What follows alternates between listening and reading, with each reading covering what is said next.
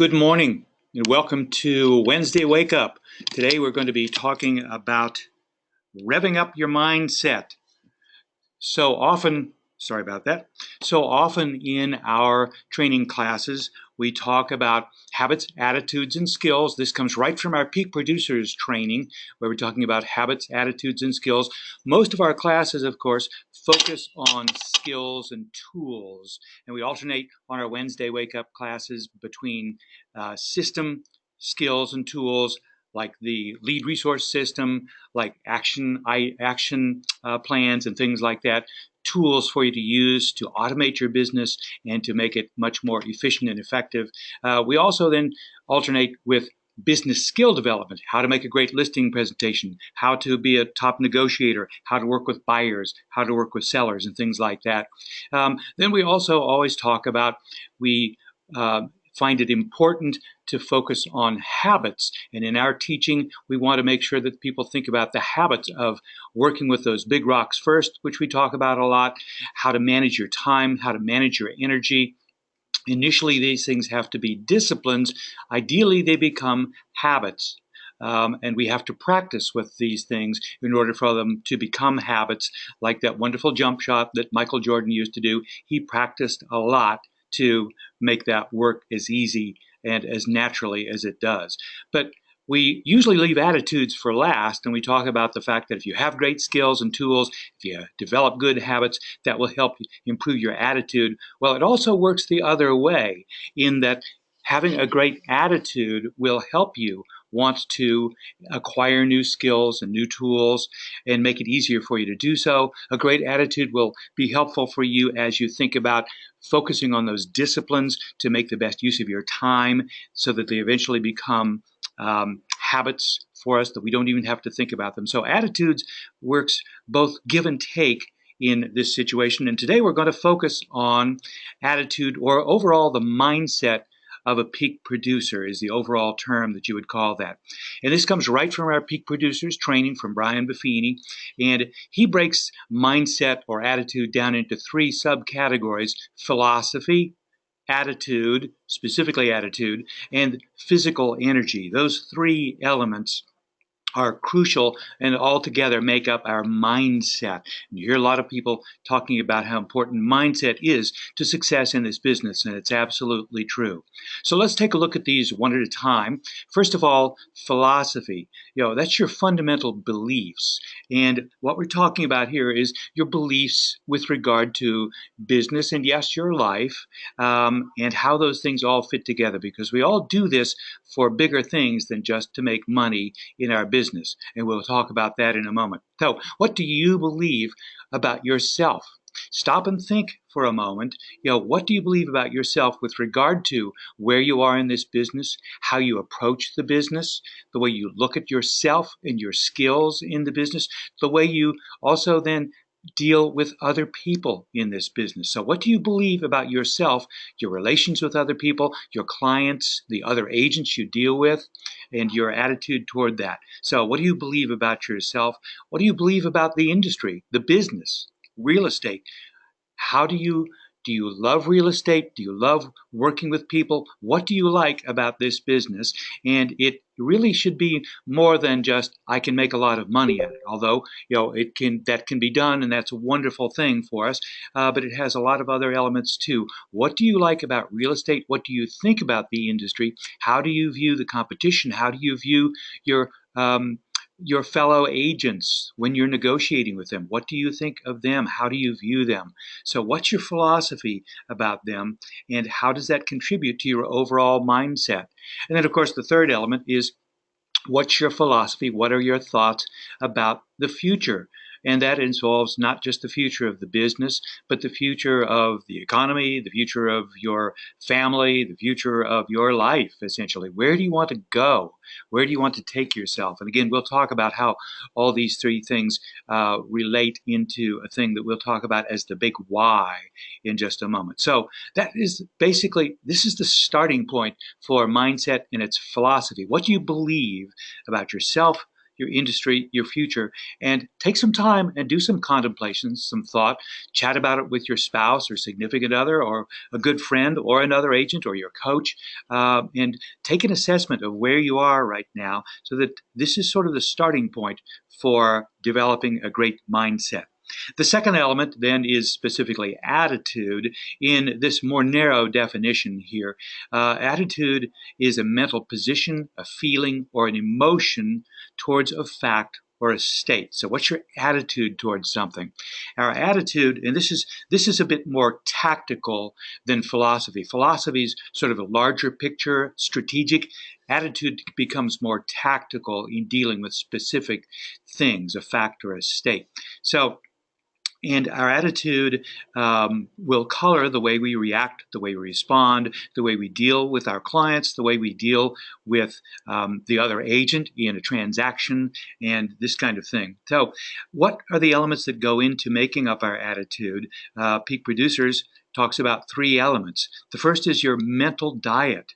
Stop and think about that. We read things all the time that, if you want to have a good night's sleep, don't play video games or watch Game of Thrones right before you turn off the lights and go to bed. It's probably not going to be the best way to achieve a good, quick, restful sleep. Well, mental diet goes beyond that as well. So it's what are you reading? What are you watching on television? What are you learning? And Kaizen comes into this. Peak Producers, Brian Buffini, mentions the word Kaizen. Gino Blafari, the CEO of Berkshire Hathaway Home Services, talks about Kaizen. Kaizen, remember, is a Japanese word for a concept that the Japanese started, made famous, made successful, and that's why we still refer to it with the Japanese term. And it means continuous improvement. Continuous improvement. If you're not continually, steadily improving yourself a little bit at a time, then you're probably going to be falling behind. And again, Kaizen means a little bit at a time, and this Japanese term came from the 70s and 80s. If you think back, that's when the Japanese technology with Sony, with Toyota, with car manufacturers and things came to the forefront, both with cutting-edge new technologies at reasonable prices, and their quality came to the fore. And, for example, cars for a good while were viewed as much better quality than American cars were for a number of years because of the Japanese approach. And what Kaizen was, they asked every employee at their plants to give them on a regular basis ideas, ways to improve their process, their construction, ideas for new products and things. So they took these little ideas and implemented them a little bit at a time, and that yielded tremendous, tremendous results. So Kaizen, continuous improvement. Think about that. If you're not improving, you're falling behind. So think about what you read. I know Kent in the 90-Day Success Plan has a reading list, and that's one of the things we talk about a good bit. What are the books you're reading? In our management group, we oftentimes share books that we're reading, and it's excellent to read and expand your mind. Yes, read business books. Yes, read real estate books, but also read other things that expand your mind with regard to the world we live in, with regard to cultures, with regard to other emotions, and so on and so forth. And watching, be careful what you watch on TV because TV isn't terribly real. So always be thinking in terms of learning and that continuous improvement or Kaizen. So be aware of your mental diet. Think about what you need to cut out, those sweets with very high carbs and not a lot of protein. Cut those out and watch your mental diet. And then the third part is taking control of your own mind, or the second part there, which is obviously ties into this aspect of what your mental diet really will be. So take control of your own mind and be aware when you start to slip, when your emotions take control, and make sure that you are in control of your reactions. This can be a very up and down business and have a lot of difficulties when things don't go the way we hope they would go or that we thought they were going to go. So learning to take control of your own mind, you can do a lot of that through your mental diet of what you read, what you watch, and what you learn. And then the third element that goes into attitude is, I love this part, and it's expressing gratitude. Think in terms of what in your life you can appreciate, what is going well. And all of us have things that are that way.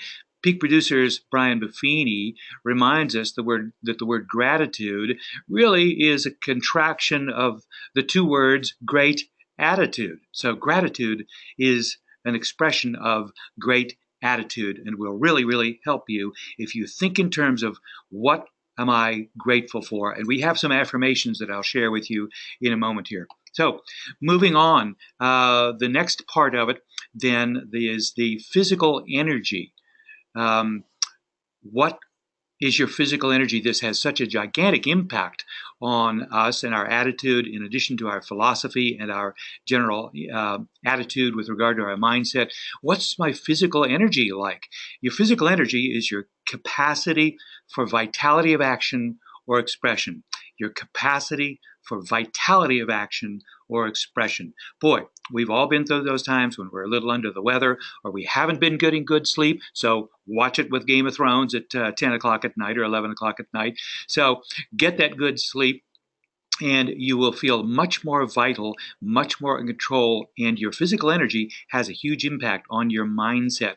Keys to having physical energy. Obviously, we're going to talk about Gino's meds down there, but exercise is gigantic. Keeping yourself in some decent condition. Eat what your body needs, and also rest and recover. So important. And Gino's Meds is one of the things that Gino Blafari, again, CEO of Home Services, in a couple of years ago at our business conference, introduced his concept of MEDS. And it stands for meditation or prayer, exercise, diet, and sleep. And Gino is a faithful doer of his rosary beads in the morning. That's his meditation or prayer. He's a faithful exercise person. He goes and exercises regularly. He called me one morning from California at 6:30 a.m. To tell me that he had just finished his exercise and was at Starbucks and was doing the mayor campaign, which is a peak producer approach to winning over new clients, at 6:30 a.m. California time. So meditation or prayer, exercise. D stands for diet, watching what you eat, not just what you read and what you watch, but your actual diet.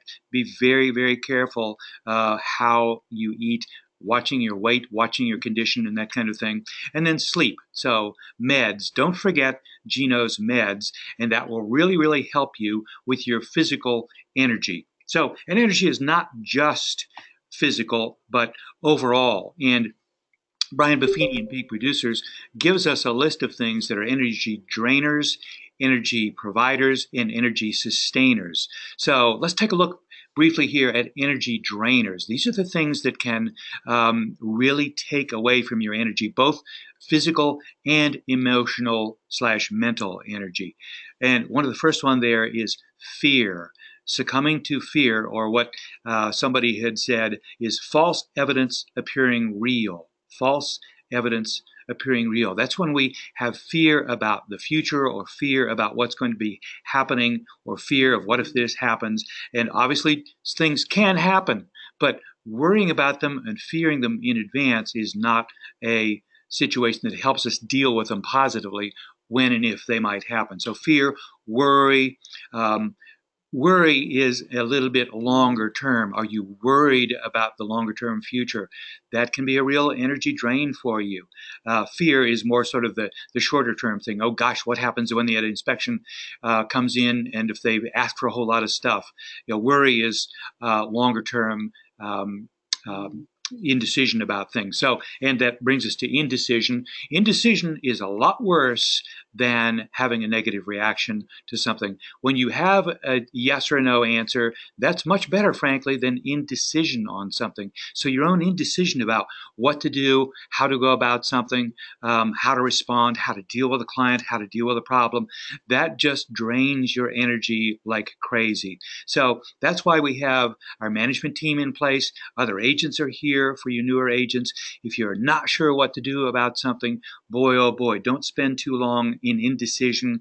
Talk to your mentor, your coach, to Kent, your manager, and get some help. And everybody is more than happy to help you reach decisions on how to deal with something.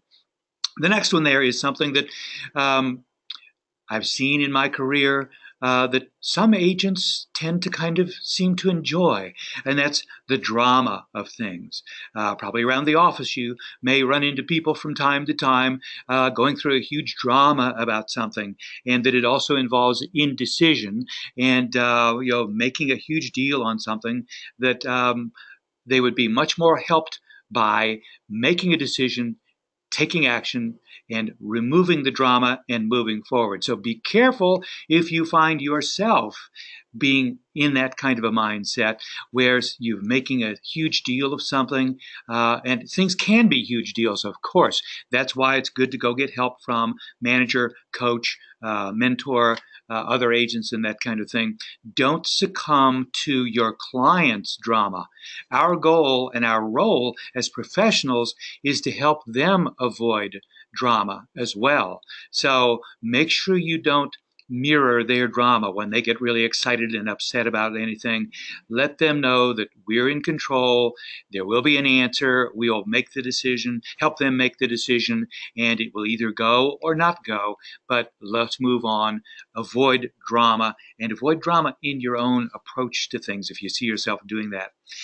Personal conflict, obviously, the more you're involved in personal conflict in your life, can be problematic in terms of dealing with your business. So be aware of that. Personal conflicts do occur in life. That's all part of life, unfortunately. But if you're in a situation like that, find a way to get some advice, some guidance, some help, whether that's from a professional or from somebody in your business or a good friend or a spouse or whatever. So be careful with personal conflict. At the very least, be aware of it and how it impacts you and how it's draining energy from your being able to be most successful in terms of your mindset in dealing with your business. The next one, poor physical condition. We've already talked about Geno's meds. Everybody knows that it's very difficult if you're not feeling well to be at your best in anything. So take care of yourself physically, watch your diet, et cetera, et cetera. We've already talked about that.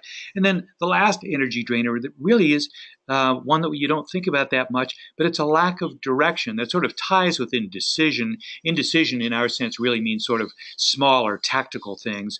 A lack of direction is bigger and more strategic, and that has to do with having a good plan, having a schedule in place, and making sure that you're tracking and following things. So everybody, we talk about this frequently. The best approach to success in this business is to have a written plan, written goals, and to track them and schedule them and to follow up and correct course as you go through. So if you don't have that, that's also one of these things that's going to be an energy drainer for you. So be aware of these things, make your own checklist, and take a look at what it is that you're, where you can eliminate or get some help in dealing with each of these issues. So energy providers or energy givers, first of all, associations.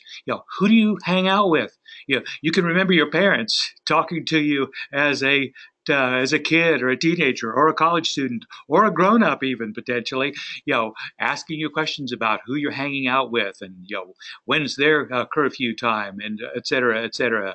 So be careful of who you hang out with, what you're talking about with them. Do you get involved this day and age, this time of the year, and this year it's an election year?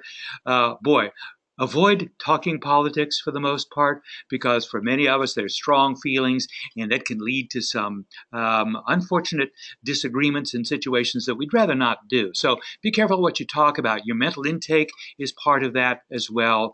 Who you associate with, your mental intake goes hand in glove with that. That can give you energy. We've talked about the negative side. Think about hanging out with the people that you find inspiring. Joining a group. A lot of people really enjoy reading books and doing book groups and things like that, or taking art class or whatever, or taking dance lessons. The arts can have a real impact on broadening our mind and providing energy for us. So whatever it might be, or buying that old car and rebuilding it, that can provide a lot of good energy for you. Obviously, taking care of yourself, we've talked about that. Alignment of values. Wow. Do you find yourself in a situation in your business where you're struggling with dealing with a client or dealing with a thought process on your own that you may find in conflict with some of your personal values? Wow, be very aware of that kind of thing and take steps to resolve those kind of alignments of values to make sure that you are absolutely, um, you know, aligning your business approach, your life approach, with what your deep down personal spiritual values might be. So alignment of values, that's huge. And then again, we've talked about this, energy givers, having written goals. Boy, oh boy, oh boy. I know it's tough. We talk about this in our coaching. It's one of our primary things that we do at our coaching is talk about written goals and tracking. And it is very tough oftentimes to force yourself to sit down and do written goals. But once you've done it, most people who do it and go through that work of doing it find that it's, wow, I now know where I need to go and what I need to do to get there. And that makes me feel so much better. Again, that overcomes that indecision part of it. So those are energy givers. And then energy sustainers. What will help us keep and maintain our energy? Yep, tracking your progress.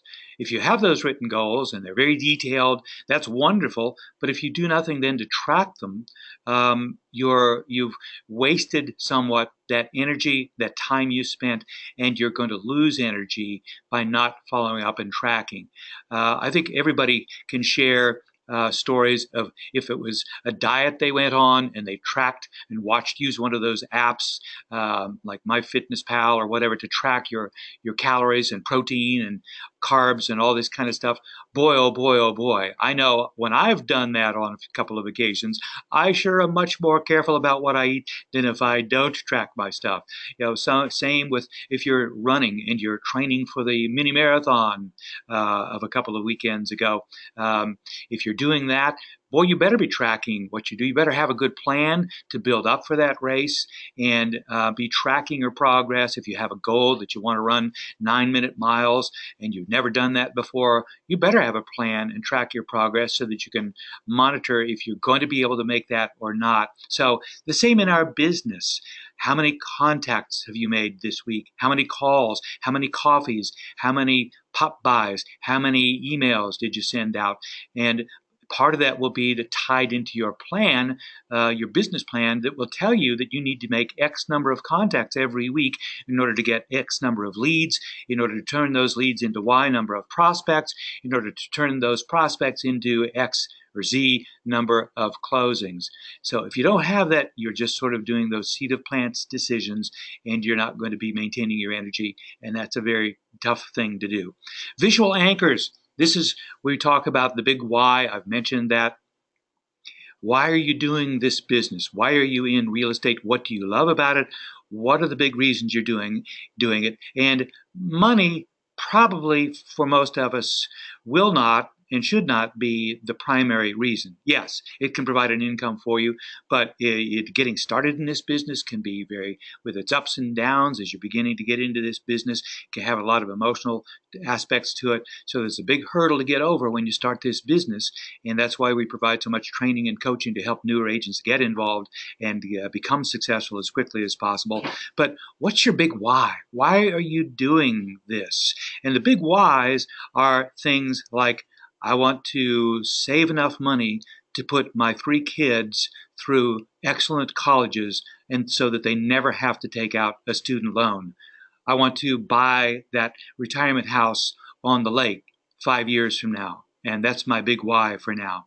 So what is your big why that you want to do? I want to save so that when my fiance and I get married in 2 years, we can afford that vacation to Tahiti. And then I'll come up with another big why after that. So what's your big why? And when we talk about visual anchors, you may have seen in some folks' offices around the 82nd Street offices and other places, some vision boards on their walls where they've gone into magazines or printed out things from the internet and printed pictures and things and cut out pictures that show their big why.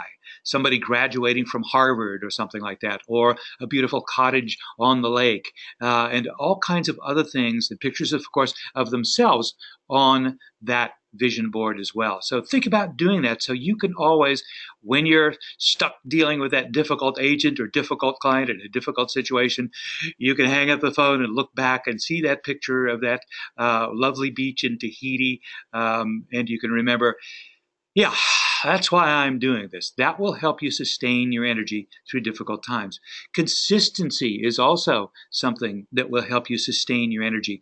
Obviously, this business can tend to have ups and downs, seasonal ups and downs. This is a very busy time of the year right now in most markets. So that's a good thing. In the wintertime, it's usually not as busy.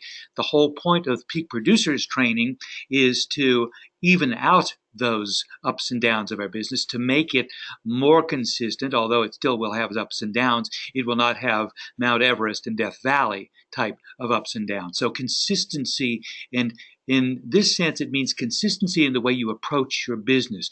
Do you have habits and disciplines that allow you to 3 days a week, 4 days a week, 5 days a week? Make sure you're in the office at 8:30 in the morning and making your phone calls, sending out your handwritten notes, doing those big rocks, doing your marketing activity. Are you following up regularly with all of your past clients, or as we like to say, inactive clients, because we hate the word past clients because it sounds like they're no longer in this world. So consistency to the way you approach your business, very important. Also, taking a break. I know a lot of realtors who take pride in working, 24/7, 7 days a week, and never taking a vacation until the wintertime or something like that. That can tend to potentially be a energy drain. Obviously, it can be an energy drain because you're working yourself to the quick and you're running out of energy. So taking a break, that means daily, weekly, and quarterly and annually taking a break. Ideally, find a way to take a break during the day. Yes, this time, if you're in the middle of 4 transactions, it may be tough to take a break, but boy, oh boy, if you can find even 15 minutes to sit down and open up a book, or just go sit on the back deck of the 82nd Street office and look out at the water there and just sort of calm your mind a little bit, that will allow you to take a break. And improve your energy level for sure. And then vacations as well. Brian Buffini takes great pride in talking about that he'll take a break in a busy part of the year. He'll take a vacation and go away for a week. And I'm not sure that he's telling the 100% truth, but he has an assistant. So he throws his mobile phone in the trunk of the car and locks it when he takes a vacation, and he does not talk to anybody. Now, if you've got an assistant or somebody covering you that you have confidence in, that may be able to work. But the more you can do that, the better you are. And again, if you can take a day or a half day every week also to take off. A lot of agents don't work on Sundays. If you want to take a Saturday off or whatever, make sure you provide a break, because that will renew and sustain your energy. And then the last element there is accountability. Yes, we talk about tracking your progress, and one of the main things that our coaching program offers to people, and that in general across the United States that realtors look for in coaching programs, is something to help them hold themselves accountable. Yes, we run our own businesses, we own our own businesses, but that also means we are our own boss and our own employee. So we have to hold our employee side accountable. So part of that is tracking progress, having a schedule, and following up with things. So overall, some top tips for maintaining a peak mindset. As we said, intake. What are you reading? What are you looking at? What are you learning? Number 2, your associations, who you're hanging out with, who you're talking with, those kinds of things. Affirmations, and I'm going to share with you some affirmations. And remember, affirmations really lead to gratitude or great attitude. And I'm going to share with you Brian Buffini's 7 affirmations that we like to share in just a moment. Another thing that peak producers recommend sometimes is journaling.